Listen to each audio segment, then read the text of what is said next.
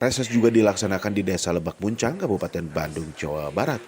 Di sidang ketiga tahun 2022, anggota DPRD Kabupaten Bandung, Hajah Erma Komalasari SE. Acara dilaksanakan di Aula Desa Lebak Muncang yang dihadiri tokoh masyarakat, RT RW, dan para lembaga Desa Lebak Muncang. Hajah Erma Komalasari SE menyampaikan aspirasi masyarakat tentunya akan direalisasikan sesuai dengan kebutuhan masyarakat. Dirinya menyampaikan program tersebut akan didorong kepada SKPD terkait. Kalau reses terakhir di hari kedua ini, Desa Lebak Muncang adalah salah satu desa ketiga di Dapur Satu terbanyak penduduknya, terluas wilayahnya, terbanyak RW dan RT. Tapi jangan salah, fenomena alamnya,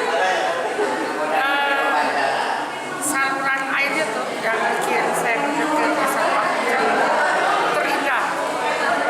Dan ternyata feeling dan perlihatan saya dibuktikan begitu Pak Kades memberikan satu paparan, ada sumber air yang harus disempurnakan. Ketika sudah ada MU, tapi pipanisasi belum jalan. Nah, itu mungkin salah satu PR saya untuk reses di Desa Lebak Muncang. Usulannya ada salah satu jalan yang dapat hibah dari masyarakat untuk 8 RW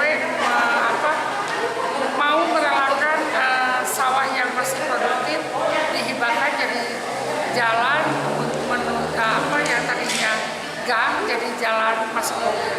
Itu yang sangat terperangah saya mendengarnya. Dari sana harus dibikinnya jembatan 15 meter yang sempurnanya dilengkapi dengan begini. Alhamdulillah, mungkin saya sebagai kepala desa dan di sini disaksikan oleh para RT, para RW, masyarakat, para PMD. Alhamdulillah sangat bersyukur sekali karena bukan saja kegiatan ini, tapi di sisi lain aspirasi masyarakat bisa tersampaikan.